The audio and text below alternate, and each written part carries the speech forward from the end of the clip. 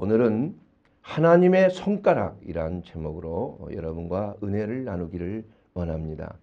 여러분, 이 하나님의 손가락, 바로 영어 성경에는 Finger of God이라고 이렇게 말씀하고 있고, 사실은 우리나라 성경 번역에는 하나님의 권능입니다, 이렇게 번역이 되어 있습니다. 그러나 영어 성경이나 독일어 성경이나 그 성경 히브리 원전을 통해서 보게 되면은 Finger of God 또는 그 히브리어 아람어로 된 엘로힘 에츠바라는 그 말은 하나님의 손가락이다, 이렇게 기록하고 있는 것입니다.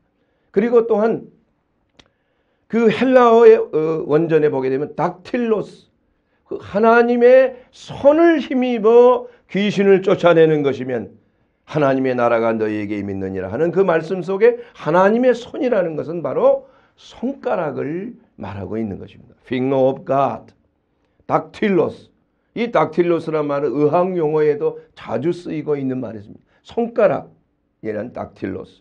바로 그 손가락으로 우주 만물을 창조하신 하나님의 손길이 있고, 또한 그 손가락으로 10계명을 직접 쓰시는 하나님의 놀라우신 역사하심이 성경에 기록이 되고 있는 것입니다. 그러므로 시편 8편 3절에도 보면은 주의 손가락으로 만드신 주의 하늘, 주께서 베풀어 두신 달과 별들을 내가 보오니 라고 성경은 말씀하고 있고, 또 하나님은 아담을 흙으로 빚으실 때 하나님의 손으로, 하나님의 손가락으로 아담을 빚으셨고, 또한 아담에게 생기를 불어 넣어 주신 것입니다. 출애굽기 31장 18절 말씀에도 보게 되면은 하나님이 친히 손가락으로 돌판에다가 시내산에서 모세를 부른 후에 10계명을 쓰셨다고 말씀하고 있는 것입니다. 또한 우리 하나님께서는 고린도후서 3장 3절 말씀을 통해서 하나님의 손가락으로 우리의 마음의 신비, 우리의 몸의 신비, 바로 마음의 그 판에다가 하나님의 말씀을 기록하고 있다, 하나님의 편지를 기록하고 있다, 이렇게 성경은 말씀하고 있는 것입니다. 그렇다면은 이 하나님의 위대하신 손가락, 하나님의 능력의 손가락, 하나님의 생명이 나타나는 그 손가락이 우리에게 향한 하나님의 손가락은 어떤 의미를 부여하고 있습니까? 첫째로 하나님의 손가락은 이 세상에 부패된 문화를 지적하고 있는 손가락인 것입니다. 우리가 출애굽기 8장 16절에 있는 말씀을 보게 되면 에집트인들에게 주시는 하나님의 경고의 재앙이 나옵니다. 첫 번째 재앙은 물이 피로 변하는 재앙, 물을 먹지 못하게 됩니다. 두 번째 재앙은 물속에서 개구리가 나와서 개구리가 다 죽습니다. 개구리가 그냥 산더미처럼 쌓였는데 그게 죽으니까 얼마나 악취가 나겠어요. 그래서 온 애굽 전체가 악취로 그냥 진동하는 것입니다. 그래도 바로가 하나님의 경고를 듣지 않는 거예요. 이스라엘 백성들을 놓아주지 않는 것입니다. 완악한 마음입니다. 그래서 세 번째로 하나님께서는 이를 만드는 재앙을 주셨는데, 바로 아론의 지팡이를 통해서 모세에게 말씀하셨습니다. 아론으로 하여금 지팡이를 땅에다가 있는 먼지를 치라. 그리하면 그 먼지가 다 이로 변하는 거예요. 여러분, 이가 얼마나 과거에 우리가 못 살던 보릿고개 시절에 얼마 이들이 많았어요. 머리에도 이가 있고 옷에도 이가 있고. 그래서 참 DDT를 뿌리고 뭐 이러한 말할 수 없는 그러한 참 어려움 속에 우리가 살았던 기억이 있습니다. 그래서 이라는 것이 또한 그러한 괴로움을 줄 뿐만이 아니라 무서운 전염병을 가져다 줍니다. 이나 벼룩이나. 여러분,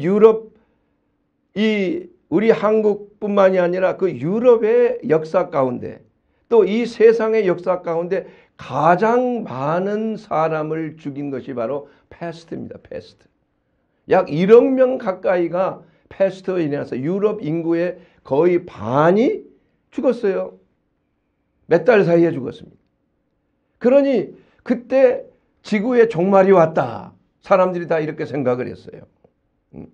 그런데 그 쥐벼룩을 통하여서 그 에르시니아 박테리아, 그 박테리아 이름이 에르시니아인데 그 에르시니아 박테리아가 그 사람의 피를 빨면서 그게 전염이 되는 거예요. 그러면 이 벼룩이 또 다른 사람으로 옮겨가게 되면 그 사람에게 또 전염이 돼요. 이 쥐 속에 기생했던 벼룩이 사람에게 전염이 되어서 엄청난 사망 사고를 낸 그러한 사고였습니다. 이것이 하나님의 경고라고 말할 수 있어요. 그래서 애굽에 내렸던 그 하나님의 재앙, 이것은 바로 그 이스라엘 백성들에게 하나님이 주신 경고의 재앙이 될 수도 있는 거예요. 애굽 사람에게는 정말 그들의 문화는 사실은 깨끗한 문화예요. 그 당시의 문화에서 애굽 문화가 가장 탁월한 문화 중에 하나였습니다. 그래서 사람들은 청결을 유지하기를 좋아했고 또 그들도 우상신들에게 제사를 지낼 때 청결한 황소를 드리는 것이 당연한 거예요. 그런데 이가 창궐하게 되니까 사람과 가축의 이가 그냥 득실득실한 거예요. 그런데 그 이에 대해서 그 황소가 전염병을 가지고 온전한 황소가 없어져 버린 거예요. 그래서 이러한 그 애굽의 제사장들이 먼저 자기의 머리를 팍팍 깎고 그 이로부터 벗어나기를 원했던 거예요. 그러나 가축으로 그들의 우상신에게 드렸던 그 가축이 사라지고 만 거예요. 그래서 하나님께서는 이러한 애굽 문화, 세상 문화, 우상 숭배의 문화에 대해서 하나님이 심판하셨던 것입니다. 이것은 바로 이 시대에 우리에게 주시는 하나님의 경고의 말씀이라고 우리는 생각할 수가 있는 것입니다. 사실 제가 공부할 때 그 디셀도르프 의대에서 공부할 때 그 페텐코퍼 교수님이 계셨는데 미생물학 교수님이 그분이 학생들을 놓고 이런 말을 늘 했습니다. 이 세균이라는 것은 우리의 미생물학자보다도 훨씬 머리가 더 영리하다. 그 세균에 대한 백신, 바이러스에 대한 백신을 만들어 놓으면은 금방 자기의 몸을 변화시켜서 그 백신이 더 이상 말을 듣지 않게끔 한다는 거예요. 그러므로 우리가 아무리 인류가 과학이 발달해도 세균과 바이러스를 정복할 수는 없다. 이런 부정적인 말을 제가 여러 차례 들은 적이 있습니다. 왜냐하면 이러한 바이러스와 박테리아 자체가 그러한 생명을 가지고 사람을 위협하는 것이 아니라 그 배후에는 하나님의 손가락의 역사하심이, 하나님의 심판의 재앙이, 애굽 문화에 대한 심판의 재앙이, 우상 숭배에 대한 심판의 재앙이 하나님의 손가락에 나타나고 있다는 사실을 우리는 알아야 하는 것입니다. 그러므로 이 지구가 정말 하나님을 무시하고 하나님을 경외하는 것에 떠나서 세상 문화와 세상 철학과 세상의 여러 가지 타락한 그 문화에 점철되어 있을 때 우리에게는 하나님의 손가락의 역사하심을 통해서 반드시 하나님을 대적하는 모든 우상은 멸하여질 것을 성경은 경고하고 있는 것입니다. 지금 현재 애굽 시대와 같은 우상들이 우리에게 얼마나 많이 있습니까? 과학의 우상이요, 인본주의와 공산주의의 우상이요, 무정부주의, 무교회주의, 포스트 모더니즘, 또한 돈에 대한 우상, 성과 음란과 타락에 대한 우상, 마약과 쾌락에 대한 우상이 이 세상에 아주 자리를 꽉 잡고 있는 거예요. 그래서 사람들이 그곳에 도취되어 사는 거예요. 쾌락주의에 도취되어 있고 음식과 게임과 도박과 성적인 타락과 이러한 것으로 인하여서 우리의 심령이 우상에 대해서 완전히 물들어 있는 거예요. 그래서 하나님께서 오늘 이 말씀을 통해서 계시록 18장 2절에 있는 말씀에 힘찬 음성으로 외쳐 이르되 무너졌도다 무너졌도다 큰 성 바벨론이여 귀신의 처소와 각종 더러운 영이 모이는 곳, 각종 더럽고 가증한 새들이 모이는 곳에 하나님의 심판의 손가락이 역사하고 있다는 사실을 예언하고 있는 것입니다. 하나님은 하나님을 대적하는 모든 우상들, 하나님이 창조한 이 피조물에 대해서 어둠의 권세, 우상의 권세, 마귀의 권세가 이 세상에 침투해서 사람과 모든 동물들을 물들게 하고 부패하게 한다 이것을 하나님께서 그대로 두실 수가 없는 것 아니겠습니까? 하나님의 창조한 피조물을 타락시키는 모든 범죄자들에 대해서 하나님은 가만히 계시지를 않는 것입니다. 하나님은 정화하시는 하나님이십니다. 하나님은 깨끗게 하시는 하나님이십니다. 하나님께서는 두 번째로 하나님의 손가락으로 우리의 성품을 지적하고 있는 것이에요. 하나님의 이스라엘 사람들의 타락한 성품을 지적하기 위해서 바로 10계명을 새겨주신 거예요. 돌판에 모세를 불러서 시내산에서 신명기 9장 10절 말씀에 여호와께서 두 돌판을 내게 주셨다 말씀했습니다. 그 돌판의 글은 하나님이 직접 손으로 기록하신 것이요 이렇게 말하고 있는 것입니다. 그래서 일어나 여기서 너는 속히 내려가서 내가 애굽에서 인도해낸 너의 백성 이스라엘 백성들에게 내가 명령한 도를 속히 지키고 그 도를 떠난 자기 우상에서 반드시 회개하고 돌아올 것을 경고하고 있는 것입니다. 하나님은 왜 직접 이 계명을 기록하신 것일까요? 도대체 무슨 목적으로 하나님의 법을 이스라엘 백성들에게 보여주기 위해서 기록한 것입니까? 그것은 바로 우리의 성품 속에 죄의 문제로 인하여 점철되어 있는 그러한 타락한 성품을 바로잡기 위해서 하신 것입니다. 사랑하는 여러분, 이 세상의 법도 이 범법 행위를 한 사람을 정죄하기 위해서 법을 꼭 기록한 목적이 아니라고 저는 생각이 됩니다.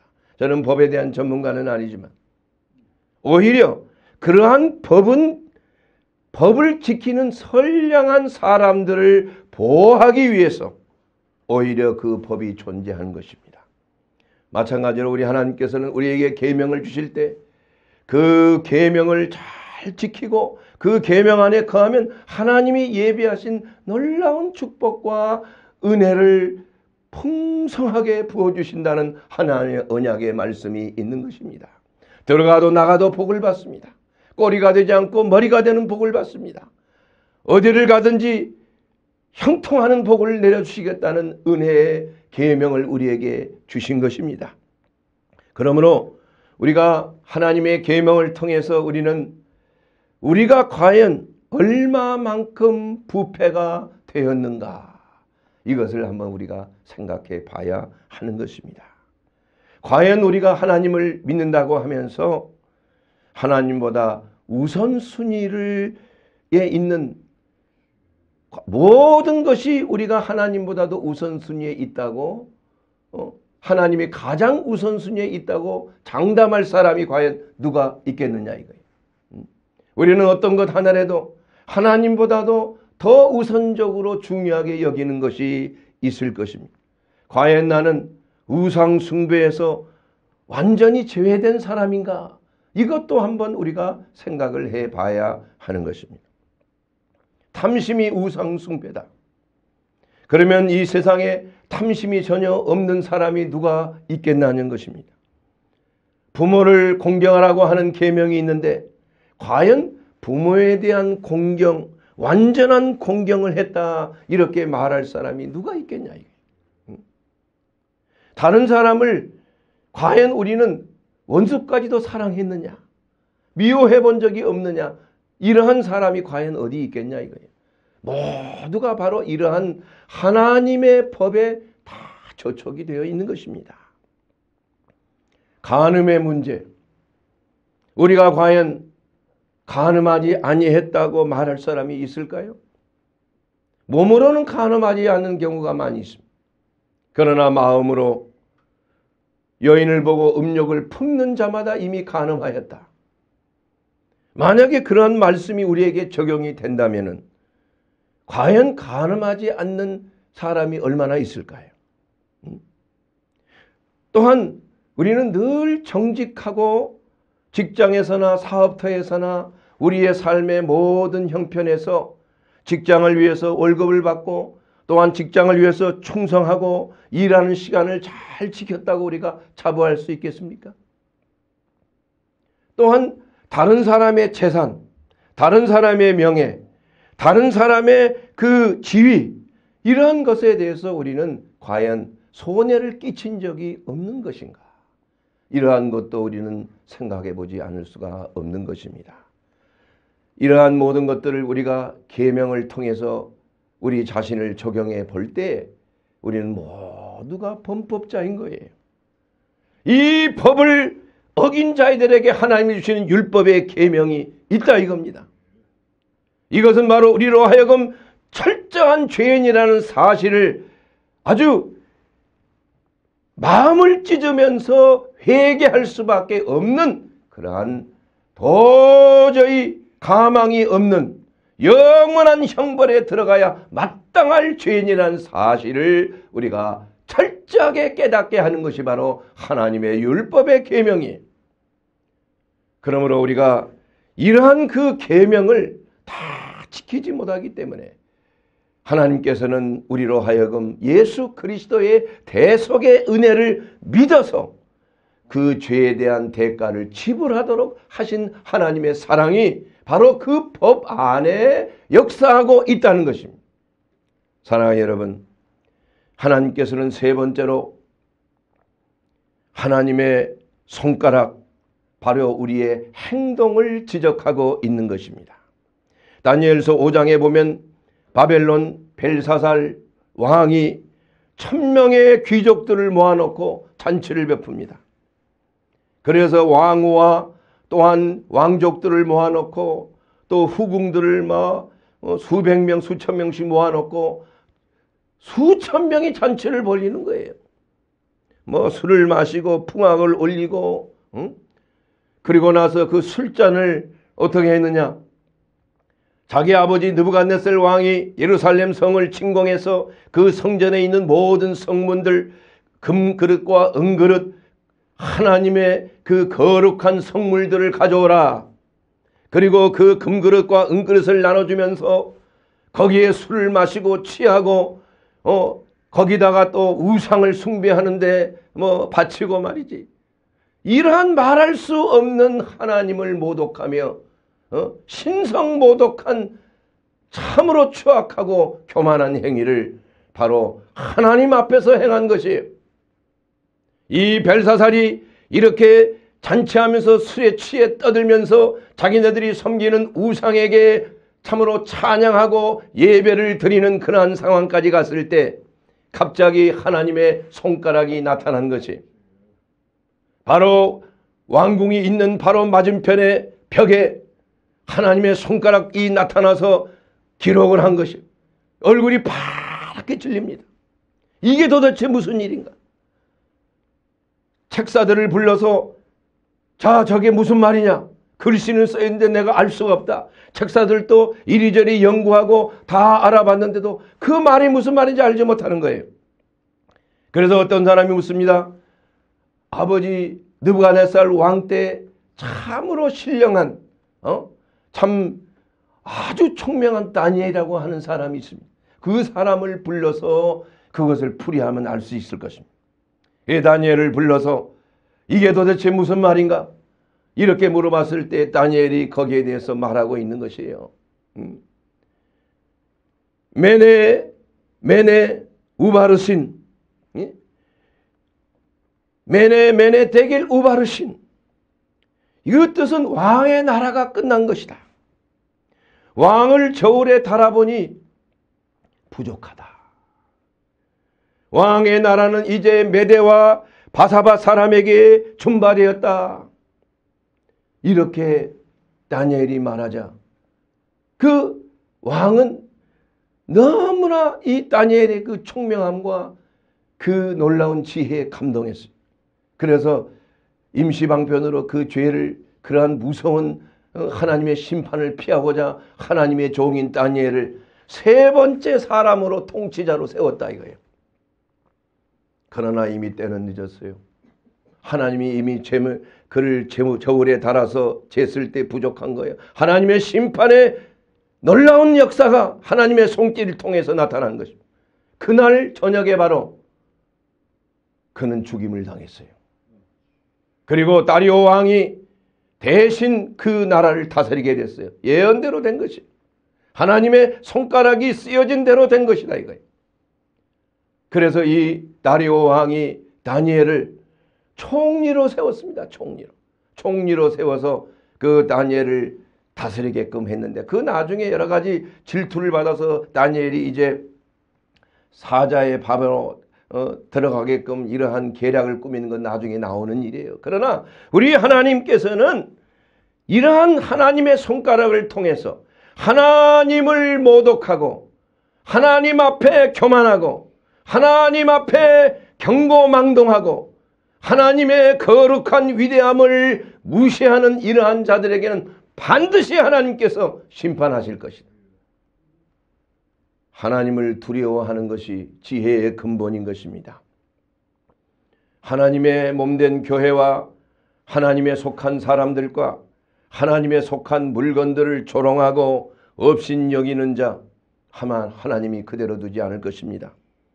하나님께서 때가 되면은 거기에 대한 모든 행동에 대한 대가를 지불을 하실 것입니다.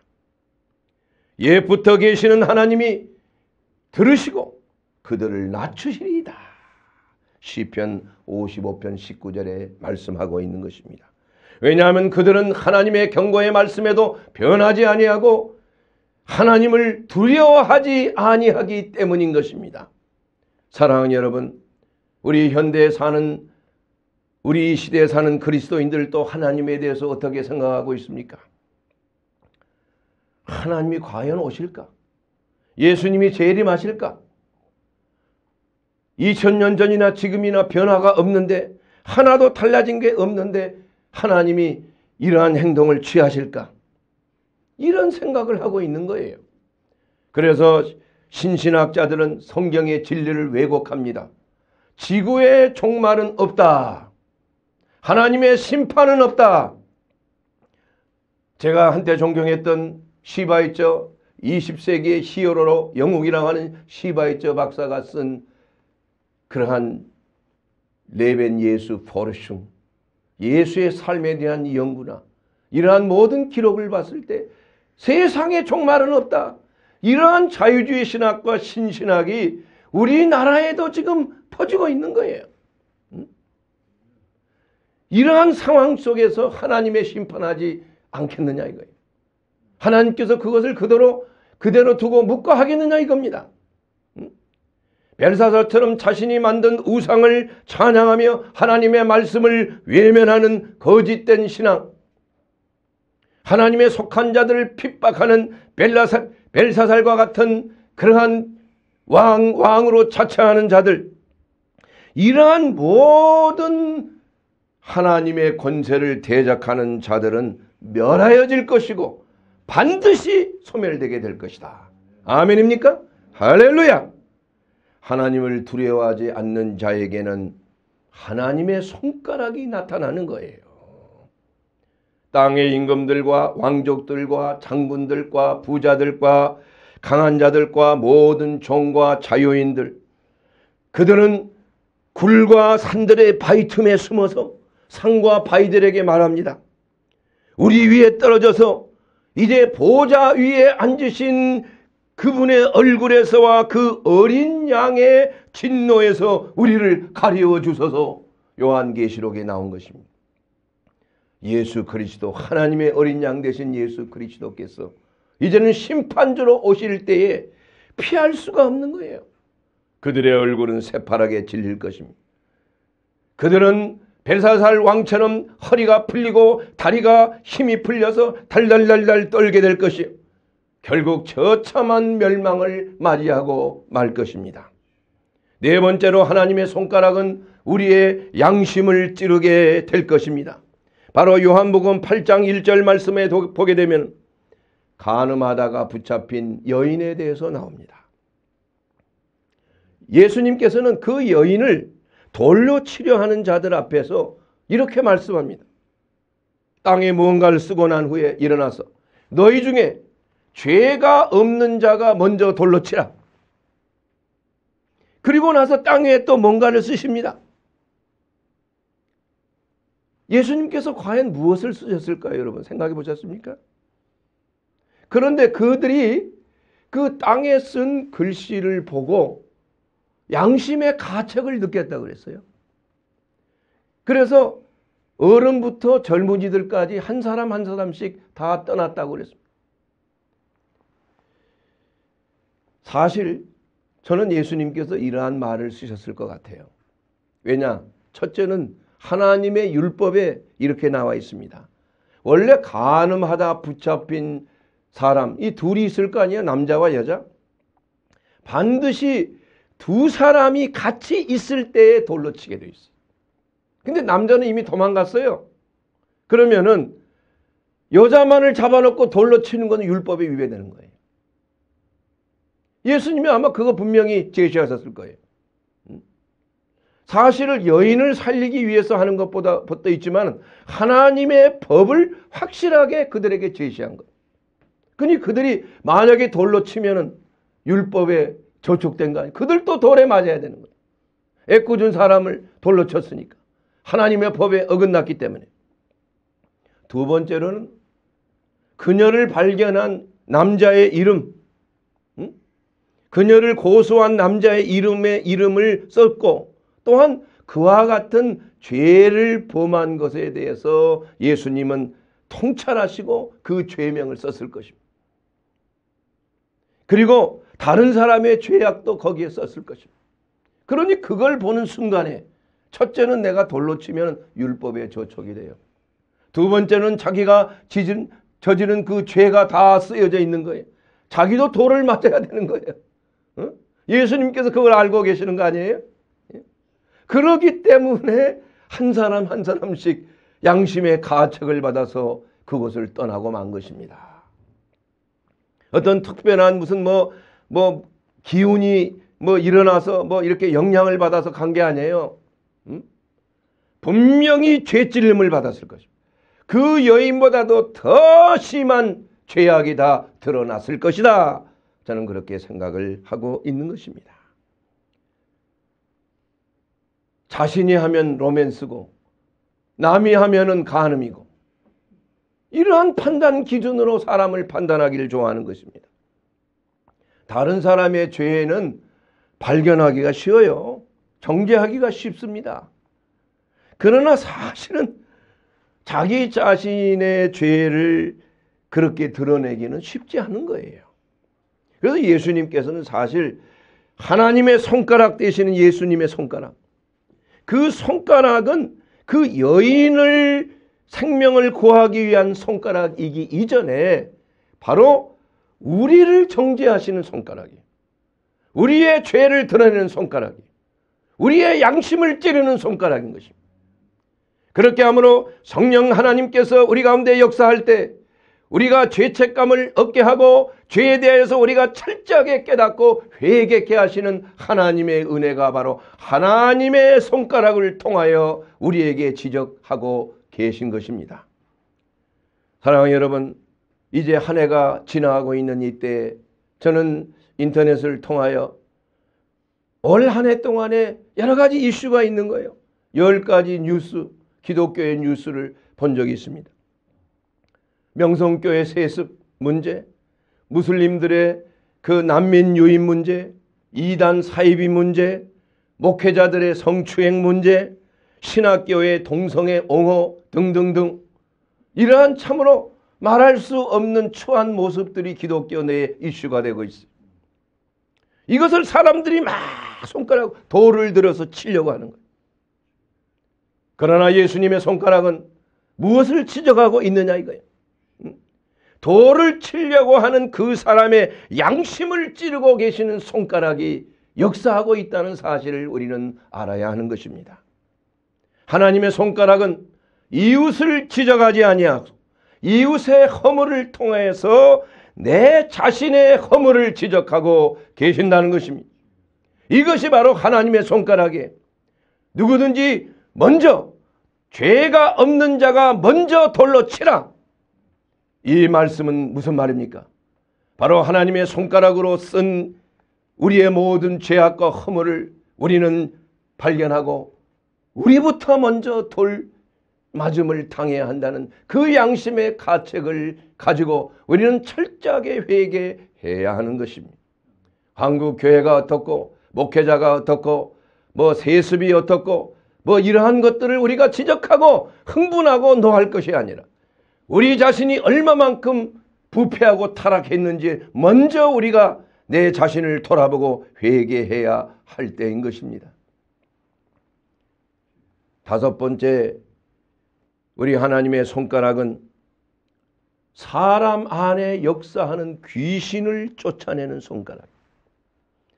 여러분 누가복음 11장 20절에 있는 그 말씀을 보게 되면 내가 만일 하나님의 손을 힘입어 귀신을 쫓아내는 것입니다. 하나님의 나라가 너희에게 임했느니라. 여러분 벙어리 되어 말 못하는 그러한 자가 예수님께서 벙어리 된 귀신을 내쫓아내셨어요. 그리고 나자 그가 말을 하기 시작한 것입니다. 그러자 그 주위에 모였던 바리새인과 그 무리들이 아니 저자가 바알제불의 힘을 빌어서 귀신을 쫓아낸다. 이렇게 말도 안 되는 소리를 한 거 아니에요? 예수님께서 뭐라고 말씀하셨습니까? 사단을 내쫓을 수가 있어요?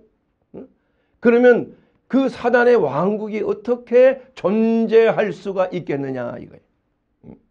그렇게 하시면서 내가 하나님의 손을 힘입어 귀신을 쫓아낸 것이다. 그러면 하나님의 나라가 너희에게 임했느니라. 여러분 하나님의 손이라는 것은 헬라어 원전을 보면은 하나님의 손가락입니다. 영어 성경에 보면 finger of God, 하나님의 손가락으로 귀신을 내쫓아내는 것입니다. 하나님의 능력으로 귀신을 쫓아내는 것이면 하나님의 나라가 너희에게 임했느니라. 또한 같은 말씀 중에 하나님의 손은 바로 하나님의 성령으로 역사한 것을 말씀하고 있는 것입니다. 이와 같이 하나님의 손가락은 위대한 능력을 가진 손가락이에요. 하나님의 손가락으로서 시내산에서 돌판에 십계명을 새기셨고 같은 하나님의 손가락으로 벨사살 왕궁의 벽에 하나님의 심판을 기록하였고 또한 같은 손가락으로 바리새인들의 마음의 양심을 찌른 검으로 사용되었고 또한 같은 손가락으로 각색 질병을 고치시고 귀신을 내쫓아내시며 하나님의 나라가 임하는 놀라운 역사가 바로 하나님의 손가락을 통해서 이루어진 사실인 것입니다. 누가복음 12장 20절에 나타난 그 성령을 힘입어 귀신을 쫓아내면 하나님의 나라가 임했다 이렇게 말씀하고 있습니다. 하나님의 손을 힘입어나 성령을 힘입어 귀신을 쫓아냈다고 그래요. 이것은 바로 하나님의 손은 성령의 역사를 상징하고 있는 것입니다. 바로 하나님의 손가락을 통하여 우리는 우리에 대한 마음속의 양심의 찔림을 받고 회개할 수가 있는 것이에요. 하나님의 손가락을 통하여 우리가 모든 눌림에서 자유케 될 수가 있는 것입니다. 우리가 하나님의 손가락을 통해서 아픈 우리의 마음과 심령을 치료하시는 하나님의 손가락이 있는 것입니다.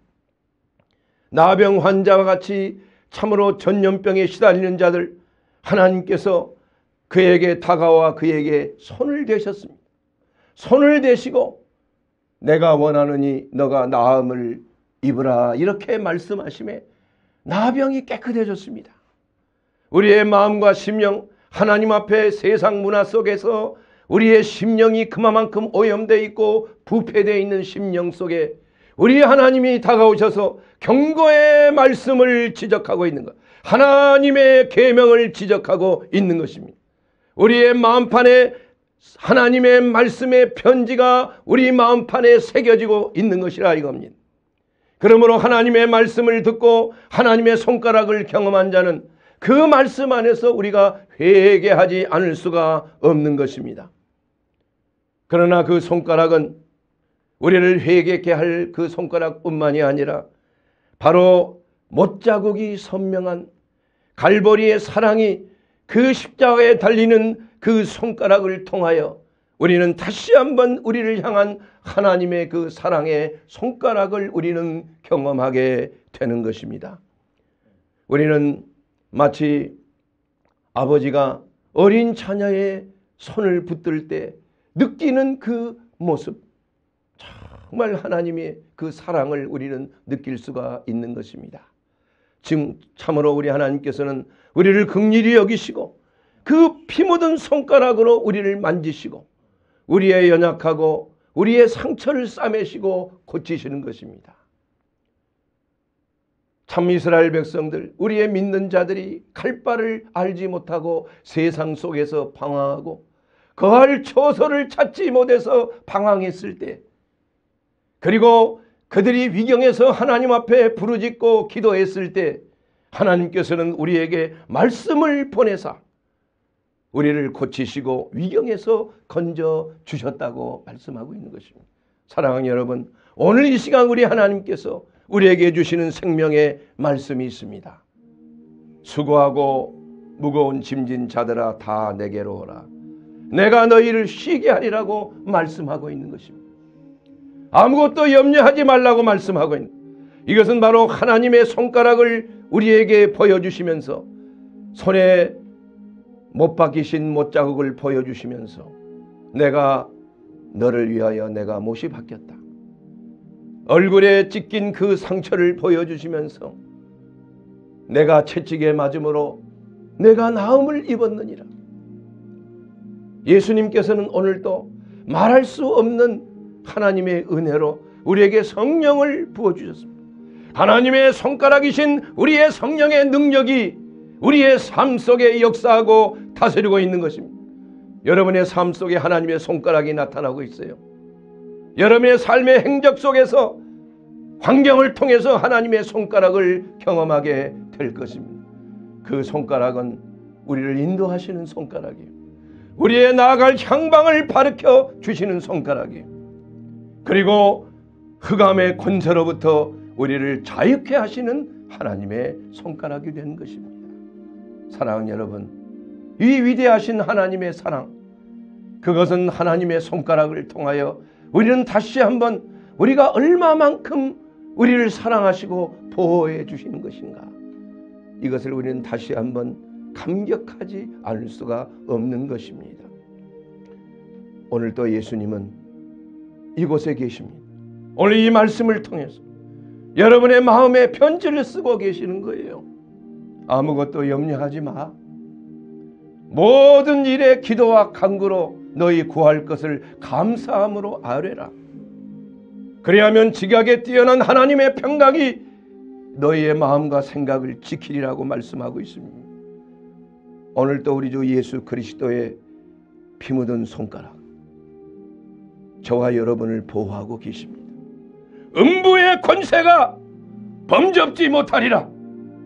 하나님의 능력의 손가락이 우리를 지키실 때 누가 우리 앞에 설 수가 있겠습니까? 어느 누가 우리를 건드릴 수 있겠습니까? 사람이 내게 어찌하랴. 우리 하나님의 손가락, 하나님의 성령의 역사하심이 우리와 함께 있다면 우리는 어떠한 상황 속에서도 우리의 믿음을 굳건하게 지킬 수가 있는 것입니다. 하나님이신 전시갑주를 입으십시오. 진리의 띠를 띠십시오. 의의 흉배를 붙이십시오. 평안의 복음의 신발을 신으세요. 또한 믿음의 방패를 잡고 원수의 불화살을 능히 막아내십시오. 또한 구원의 투구를 쓰십시오. 그리고 마지막으로 하나님의 말씀의 검을 뽑아 여러분의 나아가는 향방에 어떠한 마귀의 공격도 감히 범접지 못하도록 여러분 든든하게 서게 되기를 주의 이름으로 축원합니다. 하나님의 말씀에 서기를 주의 이름으로 축원합니다. 하나님의 손가락이 여러분을 보호하고 있다는 사실을 결코 잊지 말게 되기를 주의 이름으로 축원합니다. 내가 세상 끝날까지 내가 너와 함께하리라 말씀하셨습니다. 주님이 오시는 그날까지 하나님의 손가락이 우리를 보호하시고 우리를 인도하시고 우리의 모든 어둠의 권세를 물리치시는 하나님의 은혜가 우리 속에 있는 것입니다. 사랑하는 여러분, 마음이 아픈 자가 있습니까? 여러분 속에 육신의 질병을 가진 자가 있습니까? 우리 주님 앞에 오십시오. 우리 주님 앞에 모든 걸 내려놓으십시오. 우리 이 주 예수 그리스도께서 우리의 하나님이요 우리의 구주이시요 우리의 메시아 되심을 고백하게 되기를 주의 이름으로 축원합니다. 이제 세모가 다가왔습니다. 이제 한 해가 마감이 됩니다. 한 해를 돌이켜보면서 하나님의 놀라운 은혜가 있지 않습니까? 하나님의 보호하시는 손길이 여러분에게 있지 않았습니까? 여러분 감사하십시오. 그리고 늘 주님을 바라보고 승리하는 하나님의 위대한 역사를 이루는 저와 여러분이 되기를 주의 이름으로 축원합니다. 일어나 빛을 발하게 되기를 주의 이름으로 축원합니다.